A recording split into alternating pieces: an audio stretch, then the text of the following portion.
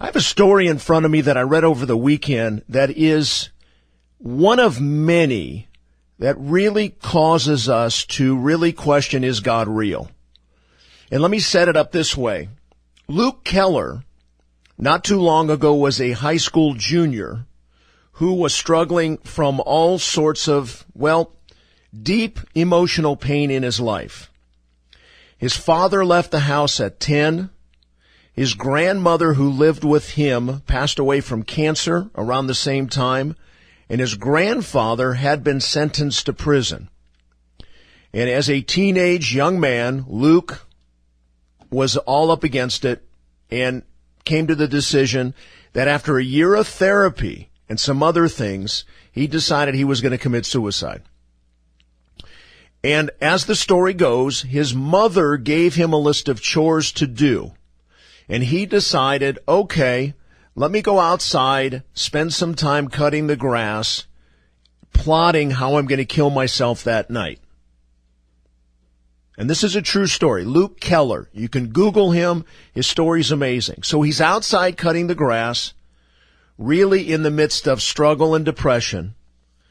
And he says, all of a sudden, it was undeniable. He heard, "I want you to follow me." He said he looked around. It sounded like it came from above him. And he audibly said, what did you say? He heard again, "I want you to follow me." And Luke said he was undone. He fell to his knees, started crying, wasn't sure exactly what happened. He had a sense like he was in shock. And again, after going through an entire year of therapy, all of this loss in life, he said almost immediately, suicidal thoughts, feelings of anxiety and depression were gone. And so Luke, as a junior in high school, he played for his local football team. He decided that every time to show his gratitude to God, where he said instantaneously he recognized God was real, that he was going to, every time he scored a touchdown, he would kneel in the end zone and point to the sky. Now, we see a lot of this in sports.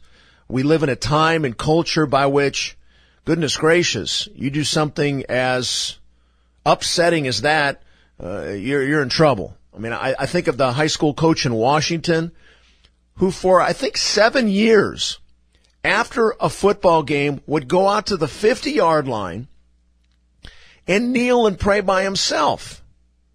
And as time went on, more and more of the kids on the team voluntarily went out and prayed with him.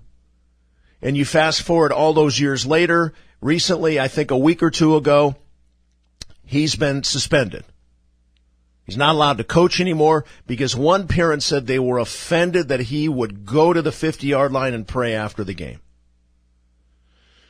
So getting back to Luke Keller, he has this moment. He hears a voice that says, "Follow me." And then he decides to give God honor during football games. A few years later, as I understand the story, he went from high school to college.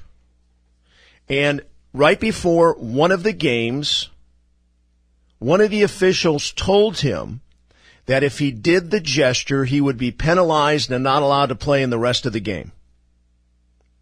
He was devastated. Quote, "What I play for is to glorify God. I decided I was just going to do it, and if I got thrown out, then I got thrown out. I wouldn't even be here right now if it wasn't for God saving me." This happened before the halftime. At halftime, his sister gave him a note, and this is the core of what I want to talk about in this impact segment. I invite you to call the program. His sister sent him a note that simply said, "Be patient and let God work." How many of us in this life are in such a hurry, so wound up, put so much pressure on ourselves, like, "God, please talk to me, I want to serve you," or we have this sense of burden, like somehow if I follow him what's going to happen in my life? People aren't going to like me. He's going to call me to always, the proverbial, go to Africa and do mission work. Whatever it is, we have this fear of, if I really follow him, what's going to happen to my life? His sister gives him a note. Simply, be patient and let God work. Do you recognize that in your life? That we try to still do it in our will, but then there's his will. Be patient and let God work. I was watching a clip before the broadcast. Oprah Winfrey, I think a week or two ago, put a series on television called Belief. It was 6 or 7 nights in a row, all about different religions and faiths and all about beliefs. And Oprah was interviewed and asked a number of questions, one of which was, the interviewer said, your thoughts on religion versus being a good person. And Oprah said, oh, that's a question many people wrestle with. And then she told some story about the Pope that I didn't quite understand the connection. But the bottom line is, I think in religion, sometimes we think it's about being good. Still to this day, I think a lot of people in certain religions think it's about good works. Christianity, we could never even become close to being good. And then the argument ensues, well, that's right, I'm a sinner, I don't want to go there, I don't want your God, I'm a good person, I don't want to hear about how horrible I am, and people reject Christianity or religion outright. But getting back to our friend Luke Keller, he's a teenager, struggling in life, life falls apart, he's going to commit suicide, and he hears a voice, not once, but twice, that says, I want you to follow me. So I'm interested in your phone calls, 888-995-5552.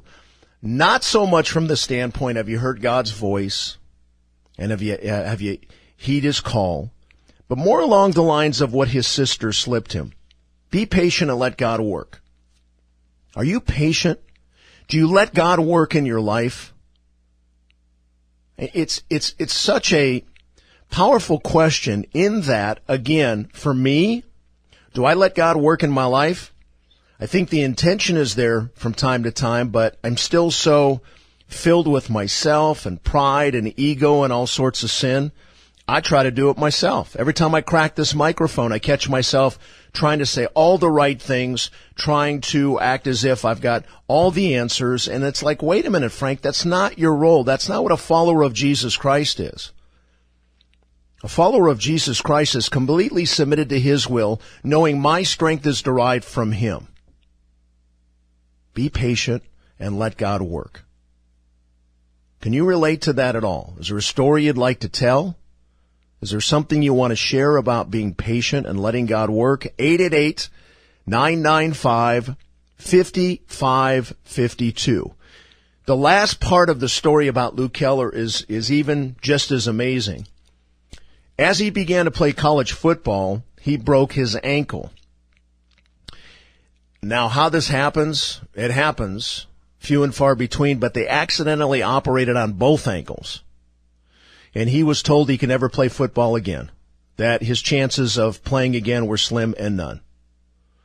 Well, as the story goes, his doctor reviews his results a handful of weeks later, and the doctor says, I can't account for it, but you seem like you're healed. And so a young man who'd been searching one day, contemplating suicide, as he says now, the only one thing I know is God is real.